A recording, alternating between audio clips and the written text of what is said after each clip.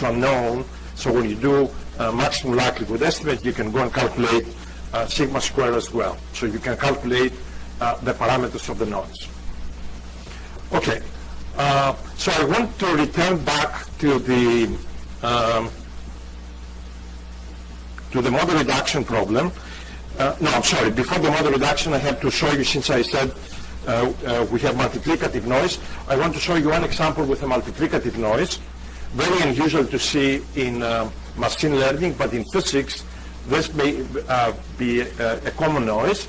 So imagine that your input-output, or x-y relation, this functional dependence, is multiplicative. So you have y equal alpha times x for each sample j, and you can make this alpha to actually depend on the measurement you're doing. So for example, that's why I put an index j there to indicate that alpha j changes as you go from one sample to another.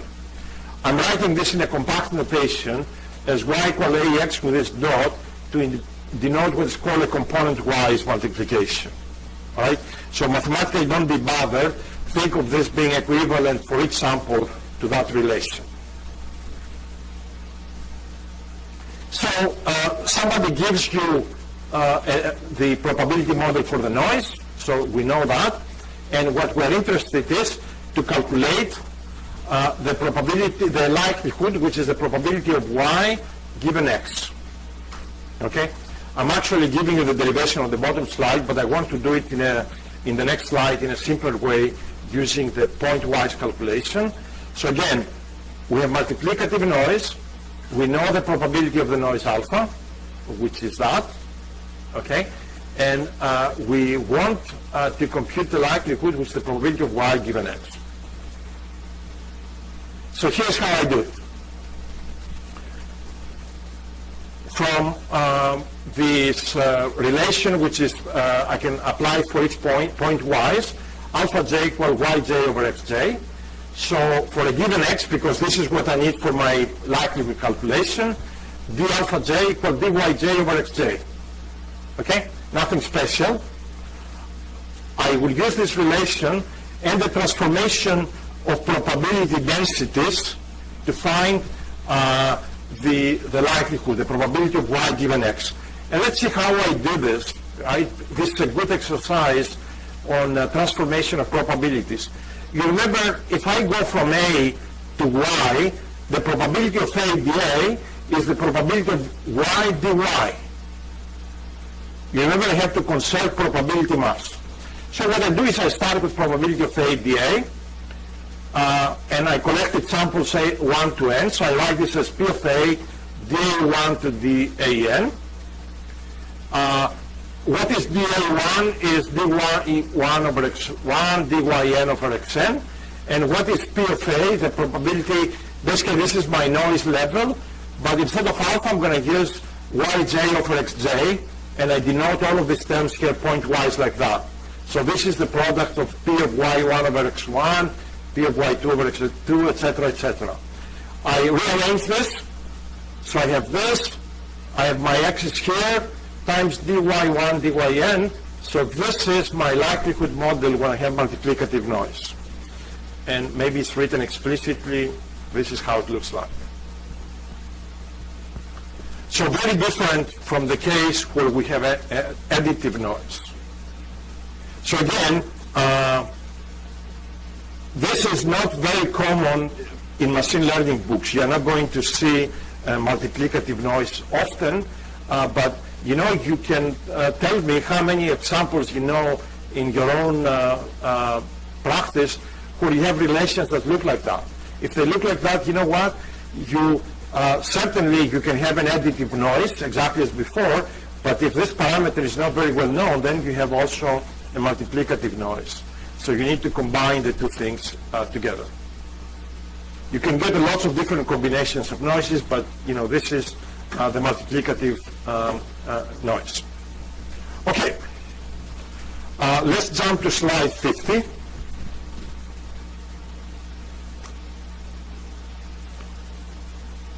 And so I'm going to return to the Bayes rule because I want to revisit that weighted least squares problem.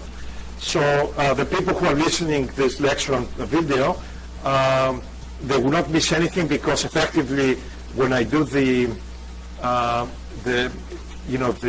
whether it's called a regularized least square case, the math estimate, I'm going to refer back to the earlier slides that they missed because of the stupidity of my microphone being off on a Friday evening.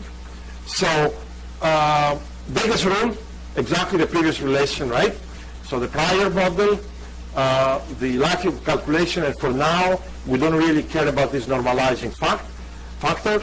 But what I'm going to do is I'm going to try to work with a new point estimate, which is not the one that maximizes the likelihood, but is one that maximizes the posterior, and the posterior involves only the likelihood and the prior. So that's why I don't need to care about P of X.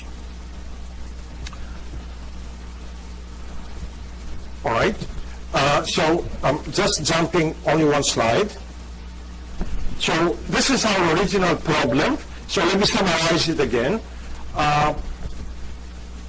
X is a high-dimensional vector, okay?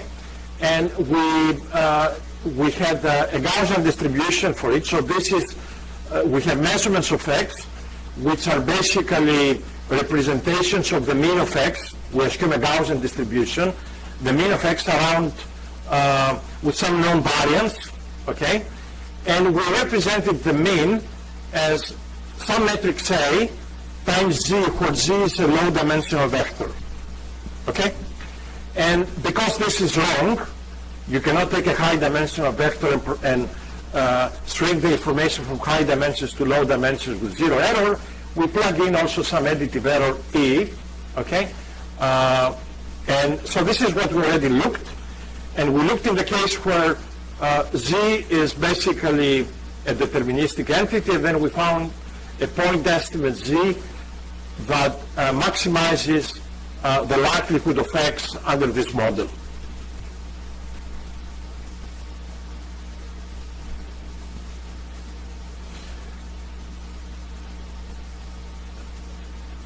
Okay, so here is the departure from the previous calculations. In the previous calculations, when we wrote this, we had the noise model that was a Gaussian around 0 with variance sigma square. Now, I am going to introduce a prior on this parameter Z. This is new. So this is sort of an intro to where the Bayesian analysis will be going. Of course, not with point estimates, but right now, I'm going to introduce some prior model on this vector Z, okay? And this prior is also says, because, I'm going to put it mean 0 and some variance which is gamma square gamma, okay? So, all right. So now we have a likelihood model that looks identical to what we had before, but we also have a prior model on Z. So rather than maximizing the likelihood of X, what we're going to do is we're going to compute the posterior, and we're going to maximize the posterior with respect to Z. Okay? So let's see how these things look like. Would you agree with me that the prior density on this problem looks like that? All right? So it's this Gaussian here. All right? You may ask me, why did I put this parameter gamma square? And I am going to tell you, so you're not curious on this, because we want to mimic what is called regularized least squares. Okay? So basically, we want to control how much knowledge information we need to extract from the prior, and gamma will be sort of the magnitude of that. So we fix, if you like, this matrix. This is like being a vector, right, where you have a unit vector here that only controls orientations, and this controls the magnitude of that vector. So gamma is a matrix here, and gamma squared is a parameter that we would have some flexibility to play with. So this is the prior model, okay? And the likelihood is identical to what we had before, okay? It's a Gaussian, so the Z comes only in the exponent of the Gaussian, so it's the variance is defined by the noise model, so you have 1 over 2 sigma squared x minus az squared. Okay? So let's multiply them to get the posterior. So the posterior looks like that.